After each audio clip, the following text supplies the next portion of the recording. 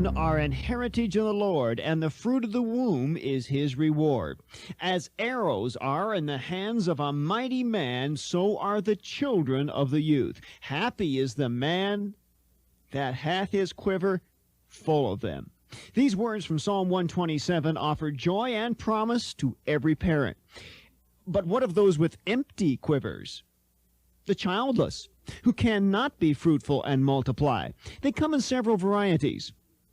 Those with fertility problems, couples who have miscarried, families who have lost a child through death, and single people as well as the widowed and divorced who may never have the opportunity of childbearing. Some may have chosen not to have children because of a career or life's calling. In fact, this is just the choice that Jesus Christ made to fulfill his mission. But what of those who want to have children and cannot? They ponder whether or not the blessedness of a full quiver conversely implies that those who are childless are not blessed. Some doctors report female patients have been known to commit suicide after learning they could not bear children. Their cry is like that of Rachel, envying Leah and declaring in Genesis 30, "Give me children, or else I die." For those of you who are childless, what questions have gone through your mind? Did you wonder if God was being fair and why others have families while you do not? Do you wonder what you've missed out on or try to compensate by lavishing excessive attention on a cat or a dog? Once the infertility tests have been concluded and you know which of you is responsible, how do you handle the other spouse whose sperm count or womb is the determining factor? What about the single non-parent who begins to feel like a non-person and develops pangs of jealousy, resenting both children and their parents? What effect does childlessness have on potential grandparents? While friends present an unending series of photos from their wallets heralding the newest arrival in the home of their children, how do you handle the sense of loss knowing there may not be another generation bearing your name? Lord, if you give me a child, I promise I'll dedicate that baby to you and do everything possible to raise the child as a Christian. More than one childless couple has made that statement, either as a sincere commitment to the Lord or as a bargaining chip for barrenness. But what if God doesn't accept the offer? Can a Christian couple praise God in spite of their childlessness? Procreation is viewed as a partnership with God, the married couple entering into the divine process of populating the earth and creating souls with an eternal dimension. The childless couple may feel left out, as if for some reason God found them unworthy of entering into this most sacred communion. Where do they find an affirming family that will tell them everything is okay? What happens on Mother's Day and Christmas when there are no corsages to pin and fewer presents under the tree? Some childless couples feel the church has not done its job. The family-centered philosophy of most congregations leaves those without a mate or a child feeling as though they don't belong. Even worse are the comments of those Job's comforters who declare, "Just think of all the time you have together you wouldn't have otherwise."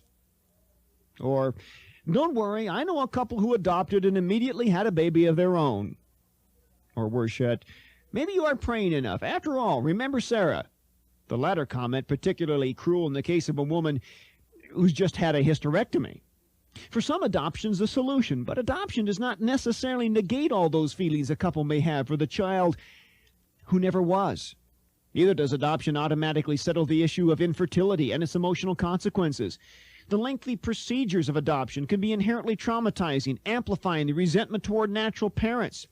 After hours of introspection, examinations, and bureaucratic slowdowns, animosity toward those who only make love to engender a child may heighten. Is there a special place in God's kingdom for childless couples? Can they find a special ministry in babysitting, being an on-call couple whenever there's a need at the church, or opening the doors of their home to the lonely and hurting? Is there a place in full-time Christian service to set aside childbearing to answer God's call, as may have been the case with Paul, and most certainly is exemplified in the life of Christ? Elkanah was upset. His wife Hannah was weeping over the barrenness of her womb. She refused to eat and was in the depths of despondency. Elkanah couldn't take it any longer. "Am I not better to thee than 10 sons?" he said to her. While his question seems unkind and uncalled for, the scriptures do indicate that Elkanah was a kindly husband. As a godly man whom the scriptures say worshiped the Lord, he undoubtedly had sought to comfort her on many occasions. However, as many husbands of infertile wives have come to realize, the trauma of childlessness can be devastating to a woman. Everywhere she goes and everywhere she looks, she sees pregnant women. The announcement of each new baby shower and the heralding of yet another Mother's Day makes her bite her lip to hold back the tears. What is a husband to do in this situation? Perhaps more importantly, what is the church to do for the men and women in the body who may be barren? Could it be that the childless couple has been especially created by God to parent an adoptive child whom God in his foreknowledge will allow to be their own? What about the expense of pursuing infertility tests, which may strain the family budget and end up inconclusive? Should surgery be considered? Should the wife be placed in a life-endangering situation for the sake of betting on the percentages that pregnancy will result? After 1 or 2 miscarriages, should hope be dismissed or the risk taken again, knowing the consequences could be fatal? What does the childless couple do when invited to another's home for the holidays, knowing that watching the joy of children will only increase their grief? Historically, we've placed the stages of life into various categories. The adults expected to marry and assume the responsibilities of a household, children being part of the process. There have always been the widowed, the unmarried, and the celibate among us, but they're the exceptions. A Mother Teresa must be called. Her state is abnormal. What we expect is the bearing of children, becoming grandparents, and passing on the wisdom of age to the next generation. Some, however, cannot enter into this perfect pattern.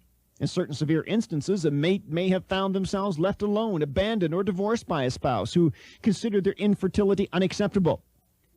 Just exactly what did the psalmist mean when he wrote, "He maketh a barren woman to keep house and to be a joyful mother of children"? Cindy is in Raleigh, North Carolina. Yes, I wanted to call.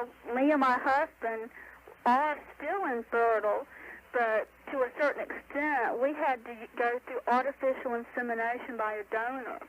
We tried for over 4 years to have a child and never could, and when we finally went through the fertility test, they found out that due to a surgery my husband had had at 10 years old, it was as though he had had a vasectomy. Now, let me get this straight. You had donor? Artificial insemination. By a donor? Yes. The sperm from someone else? Yes. And your husband went along with that? He was, yes. And are you a Christian? Yes, we both are born-again Christians. How do you feel about this? Well, at first it was very hard because the church, we're Pentecostal holiness, and we went to the church because we wanted to find their views on the subject. What did they say? There was no, they said there's nothing in the Bible to say that it's wrong or that it's right. But you have genetically conceived a child that is not the result of the union of the procreative process of you as man and wife in matrimony being brought together. It's just like adoption. It's adoption prior to conception. You really think that? I know that. It's the greatest thing we could have ever done. We checked into adoption, and they told us it'd be 2 to 3 years before we would be put on the waiting list. But should you be short-circuiting a process whereby God may have specific roadblocks in the way? Don't you think that you're trampling where angels fear to tread? I don't think so. We put it like this. We prayed about it. We told the Lord that if we didn't know where up to turn, we asked the preacher. We talked to...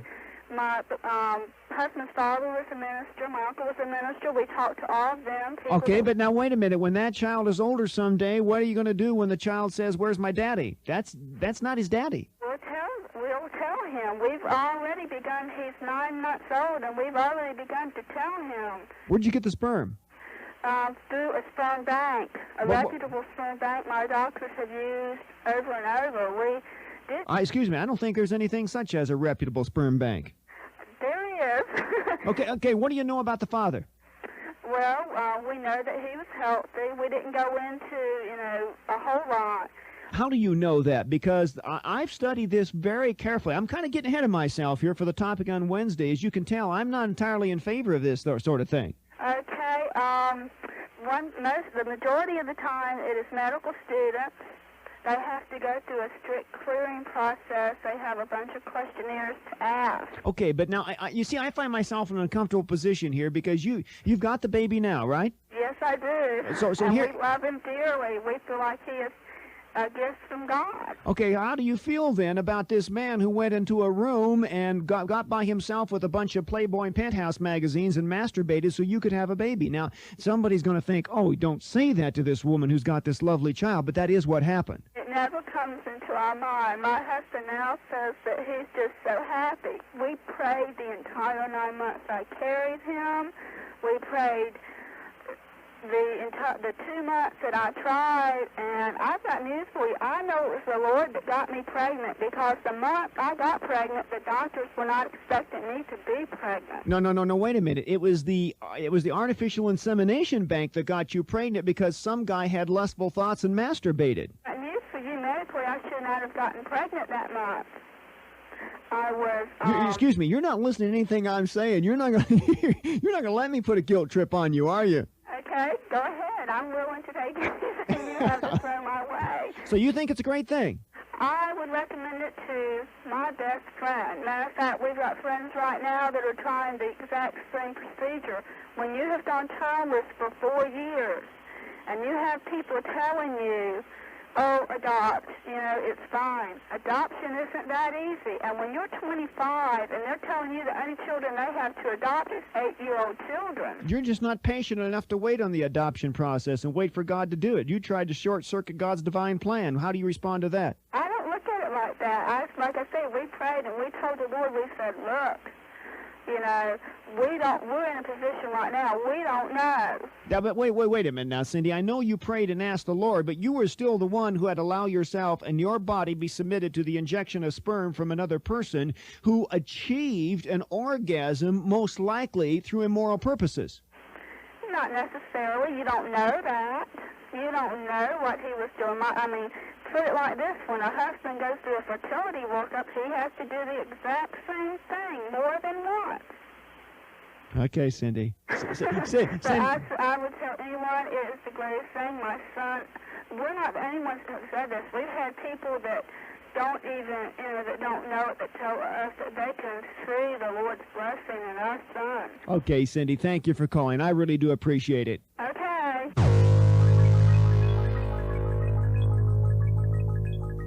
Benny Orlandino, a counselor who conducts workshops for infertile couples, has written, quote, "Infertility rips at the core of couples' relationships. It affects sexuality, self-image, and self-esteem. It stalls careers, devastates savings, and damages associations with friends and family." End of quote.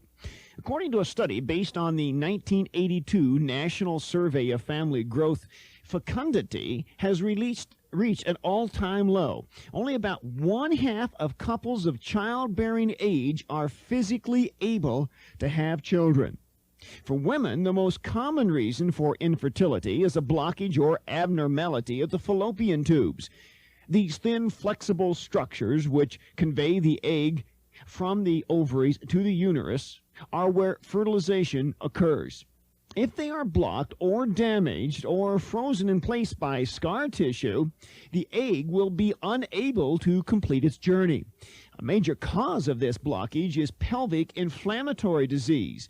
Each year, 1 million more women are afflicted by this sexually transmitted disease, and at least 15% or more end up infertile. Researchers reporting in the Journal of the American Medical Association cited these following reasons for increased infertility due to pelvic inflammatory disease. Number 1, sexual activity at an early age. Number 2, intercourse with multiple partners. But not all infertility is due to promiscuity. Many Christians who have been raised in Bible-believing homes are unable to conceive. They look to the stories of barren women in the Bible for hope and comfort. Sarah and Rachel in Genesis, Hannah in 1 Samuel, and Elizabeth in the Gospel of Luke. They wonder at the words of Psalm 113, verse 9. He maketh the barren woman to keep house and to be a joyful mother of children. Should they accept that scripture in a metaphorical context and believe that God will give them spiritual children, or do they bombard the gates of heaven with intercessory prayer, pleading for the womb to be open? Some consider the possibility of going through infertility workshops, constantly monitoring their body temperatures and menstrual cycles. Others who have been through such arduous activity complain that sex turns from a joyous, spontaneous expression of love into a fertility ritual by the calendar to maximize the chances of conception. Should microsurgery be considered? What about drugs like Clomid and Pergonal, the latter costing as much as $1,000 a month for injections? In the meantime, as each month passes by and the wife's period returns, that monthly reminder of failure ticks off days and years on the biological time clock, with the percentages in favor of conception getting lower and lower. How does the Christian couple cope with infertility? What about the accusations of Satan reminding the new Christian convert that his or her past promiscuousness has now reaped the terrible toll of infertility? What can be said when well-meaning Christian friends suggest that God may be punishing the infertile couple for some unconfessed sin? He was 100 years of age. She was 90. Decades past menopause. He had considered the possibility of adopting a young son from Damascus. His wife didn't agree. Finally, through miraculous intervention, a baby was born. His name, Isaac. In these days, even when automobiles come with 50,000-mile guarantees, we may be stunned to realize our bodies have no such assurances. It isn't a matter of adding a spare part here and a lube job there. Infertility is far more complicated, and sometimes the miraculous is the only answer, as it was in the case of Abraham and Sarah. But prayer without performance is presumptuous. The childless couple who wishes to conceive should explore every natural option, even as they pray for God's blessing on their barrenness. Those who have coped with infertility say the most difficult steps are the first ones taken to the doctor's office. What will he say? What kind of pills or injections will he recommend? Will he be honest with us or try to humor us along, telling us to keep trying and to hang in there? In a busy world, who wants to be bothered with monthly pelvic and genital examinations? What kind of romance is there in getting a call from your wife saying, "Quick, come home from the office. The doctor says today is the day, and if we're ever going to do it, my temperature's right. The cycle is perfect." It may sound amorous, but those who have undergone fertility scrutiny say it's downright clinical. In the meantime, the infertile couple must cope with frustration and depression. Either one may get a little crabby and irritable as their most intimate moments turn into test tube encounters with the deficiencies of their own bodies. Tensions may develop in the home. As with Rachel and Jacob in Genesis 30, the wife may feel like dying, and the husband may declare, "Am I in God's stead, who hath withheld from thee the fruit of the womb?" In plain English, is it my fault you can't have a kid? Whatever had affected the infernal relationship between Sarah and Abraham, there's some suggestion in Scripture it may have been hereditary, because Isaac and Rebekah were also infertile. Whether it was something genetically passed on to Isaac or an abnormality in Rebekah's body, the answer was prayer. Genesis 25:21 says, "Isaac entreated the Lord for his wife because she was barren, and the Lord was entreated of him, and Rebekah his wife conceived." But what are those Christian couples listening who have prayed and still haven't conceived? Is their faith wanting for fervency, or does God have something different in mind for their relationship? The drug is called DES. Diethylstilbestrol, and its side effects have been heartbreaking for approximately 3 to 4% of the U.S. population. 30 years ago, it was administered to prevent miscarriages. Today, the daughters of those who are injected with DES now find they have difficulty getting pregnant, staying pregnant, and carrying a baby to term. Because they believe DES was a wonder drug that could prevent a stillbirth, these mothers who would be grandmothers today must now face the second-generation consequences of infertility. For others suffering from infertility, doctors are able to pinpoint as much as 90% of infertility problems. The arduous task of isolating the physiological deficiencies can be a strain on a couple's relationship. Roughly 40% of infertility is attributable to men, 40% to women, and another 20% can't be pegged specifically to either partner. Infertility counselors encourage couples to do everything possible in their search for the ability to conceive. One of the first things the doctors will tell them is that even a normally fertile couple usually takes 6 to 8 months to get pregnant because intercourse may occur at a time when conception is unlikely. Eventually, however, the doctor or counselor may suggest adoption is an option to be pursued sooner rather than later, since the process can be lengthy and frustrating. Other couples go outside of the law to buy a baby in the black market. More than 3,500 black market adoptions occur each year without the knowledge of authorities and without the appropriate legal documents. What is the answer to infertility? In the 19th century, doctors advised couples to take long trips or visit mineral springs. However, physicians finally concluded that coincidence was too often regarded as consequence. What is the answer to infertility, and how should barrenness be faced by the Christian couple?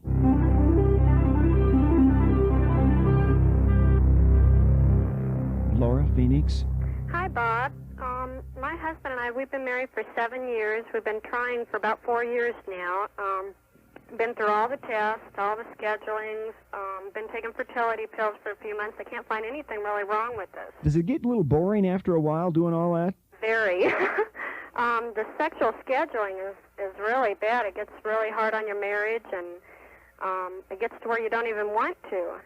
In my commentary, I made the remark about, quick, honey, I just checked my temperature. Today's the day. Rush home. It doesn't sound very romantic. No, it's not. But, I think it's really helped our marriage a lot as far as communication and patience with each other.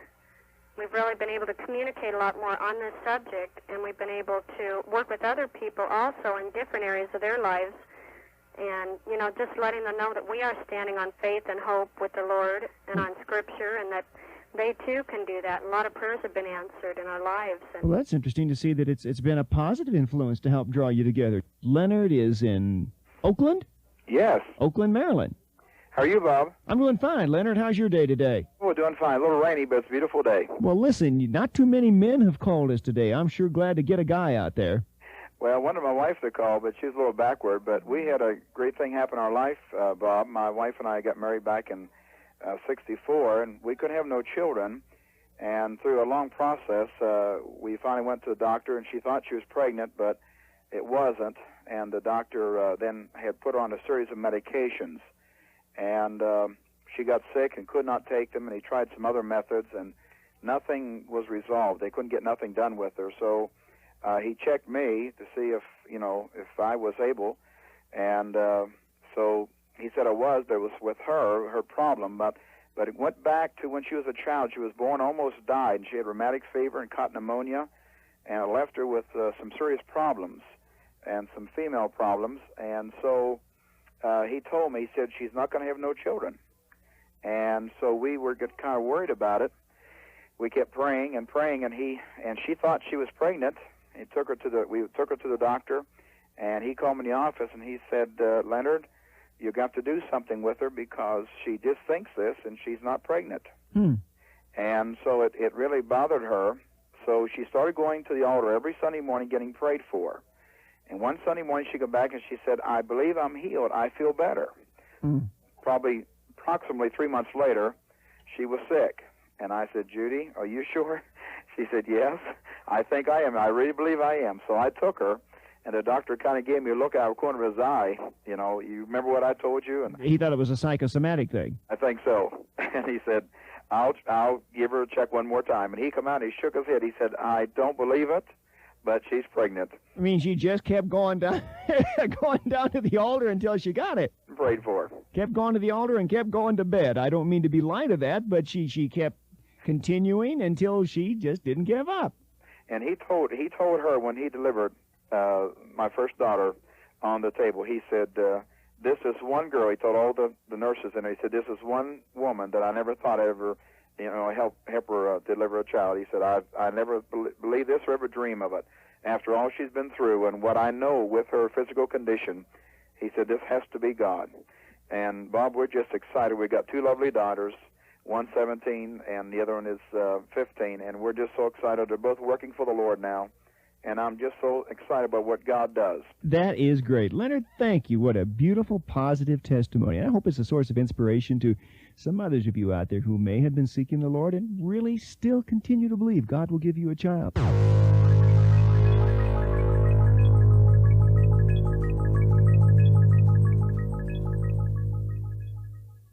It was the time of the month for Mrs. Brown's ovulation. Dr. Patrick Steptoe carefully inserted a laparoscope and removed several eggs. Then they were placed in a petri dish and exposed to her husband's semen. The mixture of eggs and semen was left in an incubator for 2 days. Then several fertilized eggs were drawn into a Teflon catheter and inserted into Mrs. Brown's uterus. In 1978, when Mrs. Brown gave birth to little daughter Louise, medical history was made, the world's first test tube baby. Since that day, hundreds of couples have flocked to the Cambridgeshire clinic, seeking to duplicate the birth of little Louise. Since obstetrician Dr. Patrick Steptoe and reproductive physiologist Robert Edwards combined their skills to pioneer in vitro, in glass fertilization, 700 test tube babies have been born. Worldwide, there are 200 in vitro fertilization clinics, and 1,000 infants have come from their efforts, including 56 test tube twins, 8 sets of triplets, and 2 sets of quads. For the infertile, the hope of a family rests in a small glass dish. One man who accompanied his wife to England for the procedure said, "You take a jar and walk to a room where there's an old brass bed and a couple of Playboy magazines. Everybody knows you're in there to get sperm, and they're waiting for you to finish." Today, the biological frontier has pushed much further forward from the point where the Louise Brown birth left off. In fact, her origin of life is now considered old-fashioned. Reproductive endocrinologist Mark Quigley of the Cleveland Clinic says, quote, "The modern way mixes and matches donors and recipients," end of quote. What does he mean? For example, a woman's egg may be fertilized with a donor's sperm, or a donor's egg may be fertilized with the husband's sperm. Or, in yet another scenario, the husband and wife contribute their sperm and egg, but the resulting embryo is carried by a third party who donates the use of her womb. Since more than one egg is usually fertilized, what moral protection is there for those which are not implanted? Is it murder to flush them down the drain? If they are frozen for later use, what legal right does the embryo have? Do test tube babies circumvent God's natural order by separating sex from conception and the act of love from procreation? Dr. Edwards has now announced that he would like to perform experiments on spare human embryos created during the in vitro fertilization process. By doing so, Edwards says, he'll be able to identify embryonic cells destined to develop into specific organs and to use these cells to correct blood disorders or repair damage or disease. This raises the question of whether a woman about to go in vitro fertilization should be treated with fertility drugs so the doctor can harvest a large quantity of eggs to be fertilized, intending to use the fertilized embryos as guinea pigs for genetic research. In England, a debate has been raging over the effort to fertilize hamster eggs with human sperm to investigate male subfertility. A professor of medical law and ethics at King's College in London has entered the debate over fertilized embryos by saying, quote, listen carefully to what he says, "To prefer the interests of future children or science against those of a muniscal entity just because it is muniscal and immensely vulnerable is to assume what has to be proved, that the embryo's interests, because it is muniscal, are worthless." How do you feel about replacing the warmth of the womb for a nutrient-laden liquid swimming pool in a glass dish under a scientist's microscope? The controversy made headlines all over the world. Mario and Elsa Rios, a wealthy Los Angeles couple, wanted to have children but were unable to conceive by natural means. They consulted a Melbourne, Australia in vitro fertilization clinic, and as a result, sperm from an anonymous donor was used to fertilize a number of eggs taken from Mrs. Elsa Rios. Several eggs were implanted, but Elsa miscarried. 2 spare embryos were frozen for future use when she felt ready to try again. In the meantime, the couple died in a plane crash, leaving no will. Michael Rios, Mario's son by an earlier marriage, stepped in to claim his father's share of the estate. Meanwhile, questions arose regarding those fertilized frozen embryos back in Melbourne. A lawyer for Michael Rios argued that since it was not his father's sperm which produced the embryos, Michael should get all of the money. Other legal experts weren't so sure. Please turn the cassette over at this time. A number of questions were raised. Did the embryos have any right of inheritance? To whom did the embryos belong, and who should have jurisdiction over their fate? Pro-choice advocates immediately recognized the abortion issue was at stake. If anti-abortion forces could establish that a frozen embryo has a right to a womb, the notion of abortion on demand would be mortally wounded. In other words, if these orphan embryos have the right to a womb, they're life. They're classified as life. On the other hand, the Roe versus Wade decision had said the fetus doesn't have a right to life. But if the embryos were simply destroyed, were they persons being deprived of the inheritance of Mario and El Cerrillos? If the embryos were not persons, were they property? If property, whose decisions should govern their value in the future? And while you're scratching your head to consider these perplexing issues, Dr. Alan Trounson of Melbourne, Australia's Queen Victoria Medical Centre, has requested that fertilized embryos not implanted be allowed to grow beyond the current rate limit of 7 days imposed by ethical authorities, so they can cannibalize these embryos for new organ tissue to cure people of fatal illnesses.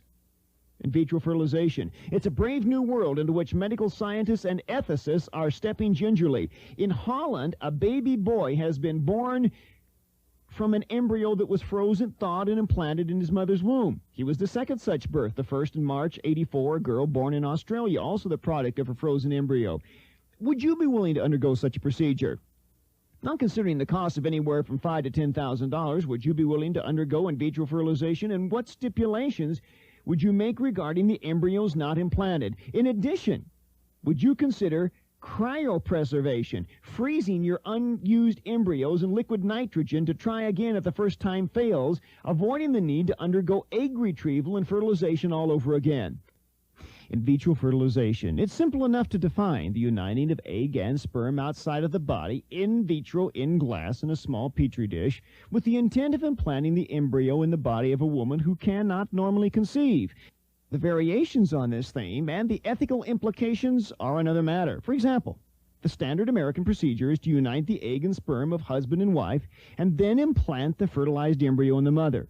In Australia, more frequently, the husband's sperm is united with a donor egg flushed from the body of another woman. The fertilized egg is then placed in the wife's uterus. In another variation, the donor may be impregnated by injecting the husband's sperm and the fertilized egg washed out of the donor's uterus in a procedure called lavage. It is then placed in the recipient wife's womb, the child to be considered that of the wedded husband and wife. In an age when we insist on having our food fast-cooked to order with all of the proper ingredients, are we in danger of treating eggs and sperm as if they were hamburgers to go with all the trimmings? The effects of sin through drugs, alcohol, and venereal disease have damaged the reproductive processes of an entire generation. But still, they want babies, even if it means borrowing genes from someone else to be sure that parenthood doesn't pass by. What will be the consequences of thousands of in vitro fertilized babies growing to adulthood? Will some of them be like droids out of Star Wars, never being certain of their true human parentage and exploding in rage to establish an identity not given to them by natural parentage? Will we have a generation of children who have lost the biological direction of where they've come from, unable to determine morally and spiritually where they are going? To be the apparent author of life today, you don't need a marriage, a husband, or a home. You don't even need to ovulate on your own. What are the implications of parents in waiting, who embark upon procreation through the aid of a few pornographic magazines, masturbation, egg flushing, and a glass dish in a laboratory? Is it just another medical advance to be welcomed with open arms as the grand dream of the infertile, or are the Orwellian implications not yet fully understood?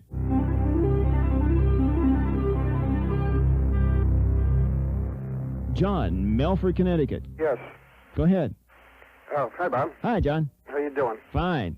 I've been listening to your program, and my wife and I just recently went through in vitro, and there's really a lot of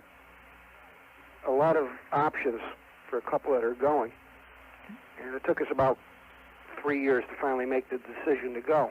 Okay, now was it her egg, your sperm? It was her egg, my sperm. How many embryos resulted? They retrieved 4 eggs. Which were fertilized? With 1 degenerated and died, and 3 fertilized. How many did they implant? all three. What if they had not implanted all three but had kept some? What about the possibility of laying some aside and for cryopreservation? We would have never started. The hospital that we went to assured us that if there were 10 eggs, 11 eggs, they would put them all back in. And couples that we talked to at the hospital, the very same thing happened. Okay, what about the possibility of some of them now that I read about a moment ago who are wanting to experiment on the embryos? That's immoral. It took us 3 years to make up our mind, and a lot of assurance from the hospital. Now, has the baby been born yet? It didn't work. It didn't?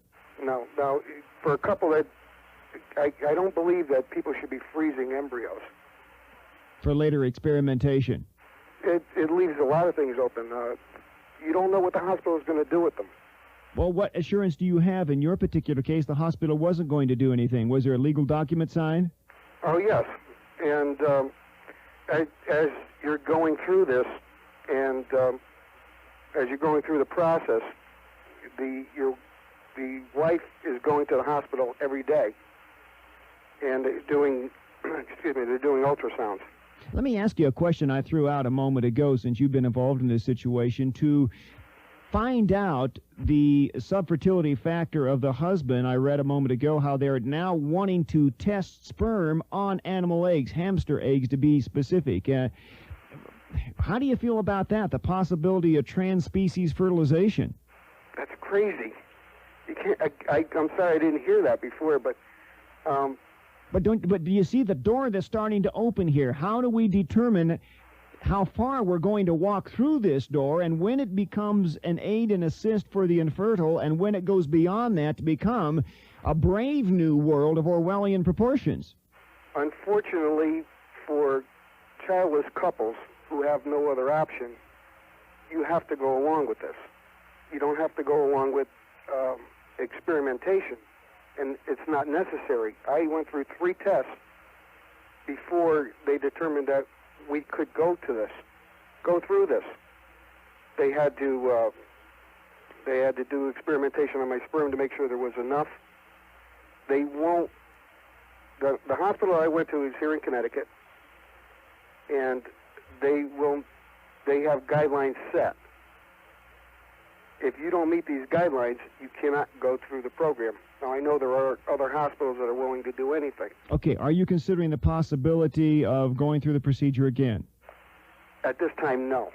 And if you did go through it again, would you consider the possibility of your wife being treated with fertility drugs so a larger number of eggs could be harvested, frozen in liquid nitrogen, and then possibly implanted later so you didn't have to go through the whole flushing out thing again? The procedure that you go through produces more eggs. Yeah, but in some cases they use fertility drugs, so you got a whole bunch of them. You do. That's... Okay, what about saving some of those and freezing them so you don't have to go through that part of the procedure again? You don't want to do that? What happens if this other couple where they both die? What happens to those eggs? Do you kill them? That's abortion. Okay, I agree with you, John, and I thank you for calling. I'm very pleased to hear that we're having a chance to talk with some of you who have been involved in this. Pat, Sacramento. Hi. Hi. I have a question, Bob. You seem really upset about the prospect of, or the whole idea of the lustful conception or the gathering of sperm and the method that is used. I personally don't see anything that's really that wrong. You don't? No, I don't. Okay. Are you Christian? Yes, I am. Is your husband a Christian? He is. Okay. Does he read pornography? No. No. No. Do you think a man ought to read pornography? No, I don't, just in general, but I don't see, I mean, this is just one way to do it. Now hang on a minute. Okay. Is pornography right or wrong? It's basically, generally speaking, I think it's wrong. I believe it's wrong. Now, wait a minute. You're adding qualifiers, basically and generally speaking. When would it ever be right? Okay. Do you want me to go down to the local sperm bank and get a copy of Hustler magazine and masturbate and do some good for the world and give women babies? Should I go do that? No, I don't think. Okay, wait a minute. Okay, I think that If a woman wants a baby, I have 2 kids. I've been very blessed, but I also know what it's like to want and not to have a baby. But what's that got to do with it? We're talking about the morality by which the sperm is achieved, not necessarily the desire to bear children. The desire has nothing to do with how the sperm is achieved. Okay, when that girl called up Monday and said she had a 9-month-old baby, and that was how the baby came about, you got real upset with her, and I... No, I may be upset is conveying the wrong thing, but I'm very concerned that she understands the ramifications of what took place. Okay, I guess my question is really then, what harm is it going to do the baby? You seem to be, the way I perceived your comments to her was that that was really going to be harmful for the child in the long run. And that baby's not going to know. They're not going to have any idea, nor will it care when it gets older. How do you think that the sins of the fathers are visited upon the children's children under the 3rd and 4th generation, according to Exodus 34? How do you think that hereditary propensity for evil takes place, particularly in the world of occultism? Do you think there are any genetic distinctives to it? No, I don't. I do. So we have a difference of opinion. Well, no, it's not a difference of opinion, because the Bible is very clear. Then you tell me how that evil is visited generationally. I just don't see that a child, that an infant is going to be punished for something that his ancestors did. I didn't say that, did I? That's what you're implying. No, I am not. No, I am not at all implying that, Pat. Not even anything remotely related to that. I'm referring to the proclivity toward sinful activity that can be genetically transmitted. And I believe that, in fact, does take place. And if you are collecting the sperm of someone whose moral and spiritual background you are totally unfamiliar with, to say nothing of their genetic heritage from a physiological standpoint, and you're allowing that to unite with a product of your body that God gave you as a gift to produce life, then I question very seriously if we haven't passed beyond a barrier that God never intended man to go. Now, a Christian man and woman, having an in vitro fertilization birth, whereby the woman's egg and the man's sperm unite, is another matter. But if either the egg or the sperm come from an anonymous donor, then another factor enters into the picture. Well, I agree with you on your views on in vitro fertilization. I think that's going a little bit too far. Okay. But I just can't agree with you on the lust end of, the masturbating to get the sperm. I don't. Well, then let's put it this way, Pat. Have you listened to our program before? I'm new to you. I've just been with you a couple of weeks, but I have enjoyed it. Okay, good. I'm very glad to hear that. Now, if I were to tell you that yesterday I was down to the local sperm bank making a deposit, and that I achieved that deposit through the erotic arousal of looking at women's breasts and vaginas colorfully displayed on the pages of a magazine, would you still want to listen to me? Yeah, I honestly don't see anything that's that wrong with it. When a man has a vasectomy, he has to do that 3 times. That has nothing to do with pornography. Yes, it does. You're still looking at Hustler and Penthouse. You don't have to. Well, without getting graphic, some men might have a hard time without it. Then that's another situation. Okay. Okay? Okay. Okay. We've got to a loggerhead here, Pat. You know what, Pat? What? You're in good company. There are a lot of people who don't agree with me from time to time. I know. But I'll tell you what, Pat, if you ever do, I got a number for you to call, 1-800-223-CLUB. It's my Communicator Club line. Okay. And then you make it possible for lots of people to disagree with me. I have to say, though, that I have enjoyed you, and I praise the Lord for having you on the air. You're interesting, and it's enlightening. I have learned things listening to you, so I have to say that. You're a sweet gal, and I thank you so much for that, Pat.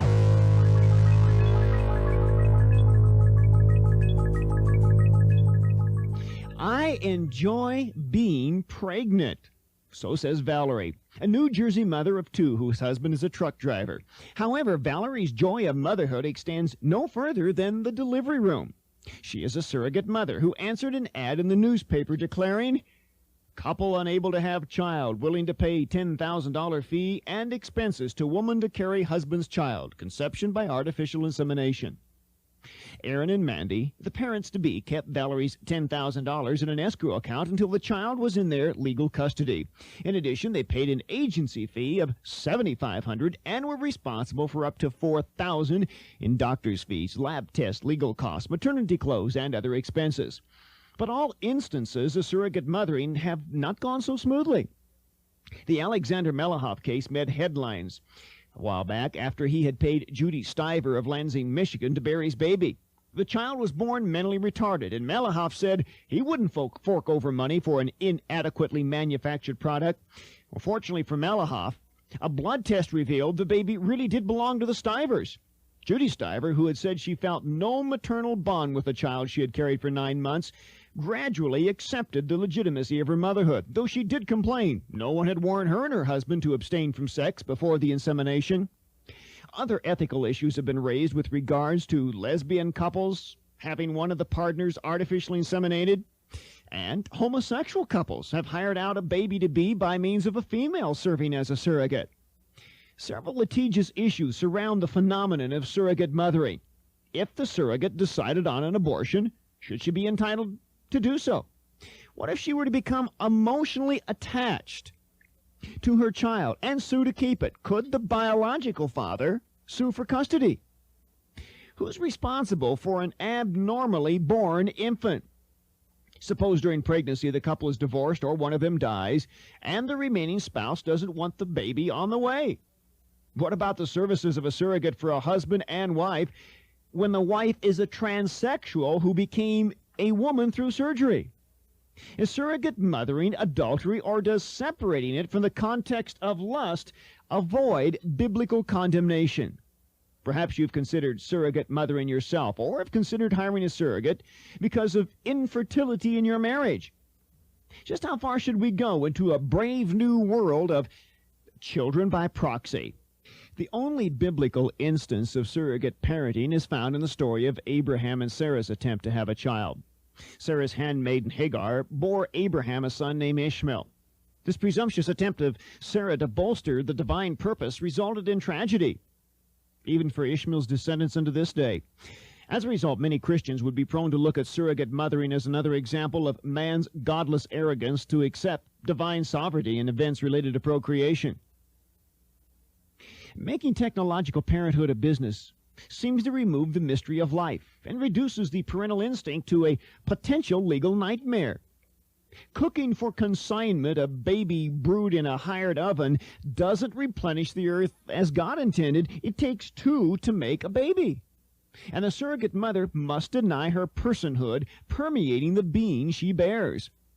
Having the necessary reproductive plumbing allows our generation to separate the sexual act of love from the meaning of the marriage union. What has happened to the idea that children are the result of two individuals expressing their commitment to one another? Has the covenant of parenthood been destroyed simply to make parents? Perhaps you don't agree with these conclusions. It may be argued that adoption is sometimes the end result of illegitimacy and careless sexual activity. If that child can be accepted by loving parents, why not welcome the infant of an artificially inseminated surrogate? Does the phenomenon of surrogate motherhood raise issues of possible stud farms by which selective breeding could achieve a superhuman race? Carol Pavitt, who agreed to be a surrogate mother, stated, quote, "It would be wonderful to keep having babies without the responsibility of raising them." End quote. What do you think of that comment? Would you be willing to join her in the uterine assembly line? In Kenya, East Africa, surrogate motherhood is an ancient tribal custom for natives living in the Kisii area. Here's the way they do it. You're going to have to listen close. You're not going to get this. If a woman is infertile, she agrees to marry a younger woman. Her female bride receives a dowry and a traditional wedding. The wife selects a local bachelor to father a child, with the infant becoming the property of the surrogate mother's female husband. Any future children born of this unusual woman-to-woman marriage belong to the female husband.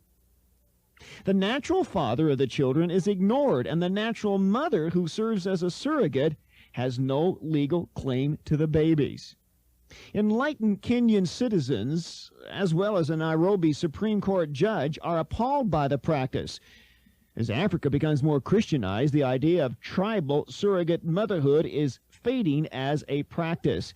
Ironically, we in the West are doing just the opposite, seeking ways to produce babies without regard for the moral aspects of the act. One might well suggest that surrogate mothering is a signal sign of the West's moral decline. Dr. Richard Levin of Louisville, Kentucky, who was the first physician to institutionalize the surrogate system through his Surrogate Parenting Association, uses a computer to match his clients. All that's necessary for a surrogate is that she be a woman married with children of her own and undergo an extensive physical and psychiatric examination. In addition, she must sign a contract agreeing to surrender the children at birth and to abstain from tobacco, alcohol, and drugs during pregnancy. And if she doesn't, what becomes of the baby then? Is surrogate mothering a selfish interference with the divine moral mandate to be fruitful and multiply, or is it a modern means of bringing joy to the infertile couple? Charles, Houston, do you have a thought on the subject? Yes, Bob. This is Charles. We talked before once. You thought I was very opinionated. Hopefully I will come across a little better this time. Are you the guy that called me about handgun control? Yes, sir. I remember you, Charles. Sure, glad to have you call again. Well, go ahead. Well, one thing, to have a test tube baby takes a $10,000 plus amount of money. Yeah. Consider that a big commitment. Secondly, when it comes to artificial assistance, such as sperm banks, I have had to and make an endeavor in that myself if I ever hope to have children because of some cancer I had earlier. You've made a deposit in a sperm bank? Yes, I have. However, it has contractually protected me. That sperm cannot be given to anyone other than myself except for my wife on the advent of my death. Okay, let me get the facts straight here. You are married. Yes, sir. And you think you may want to have children later, but not right now? That is correct. I don't know if I'm going to survive the cancer yet or not. I've been out of it for a few years, and I hope that it's over. You know, this was a case very similar to the one in France. Did you read about that? You might have to refresh my memory. Well, there was a lady in France who, in an exact same circumstance, the husband had cancer, made a deposit in the sperm bank, he died, and then the French government ruled she could not inherit that because it didn't belong to her. It wasn't her property as part of the natural inheritance. This is my property, and I have the option, or had the option in the contract, to either have it bequeathed to my ancestor or to my wife on my death, or have it destroyed on my death. May I ask why you just don't go ahead and have babies now? What's the point of waiting? Well, we don't know that we're really ready for it. I don't know if I will come down with something next year or not. That's one thing. Okay, what about the possibility of some suggesting that cancer is genetically inherited, and therefore you might be predisposing another generation to this possibility by ensuring the survival of your family name? Well, some cancers, and approximately 30% of the cause of cancers, as I understand it, are inheritable. I do tend to believe that mine was due to another one-third of the total portion associated with proper lack of nutrition. Now, do you have your wife in agreement with you in this situation? We are in agreement not to have kids at present time, and we very well may not ever have kids. And you're absolutely certain that it's well protected, the sperm will never end up in anybody else's body? If it does, the sperm bank is contractually liable for whatever tremendous lawsuit might possibly be generated from the abuse of that. Are you a Christian? Yes, sir. And so are biblical guidelines part of the basis for which you have made this decision? Yes, sir. When it comes to the gray area in God's laws, I try to analyze whom does it hurt if it's done this way. Charles, thank you for the call. Very, very interesting. Eric is in Columbus. Hi. Hi, Eric. I'm a first-time caller. Well, we're excited to have you. Yeah, I listen to your show every day.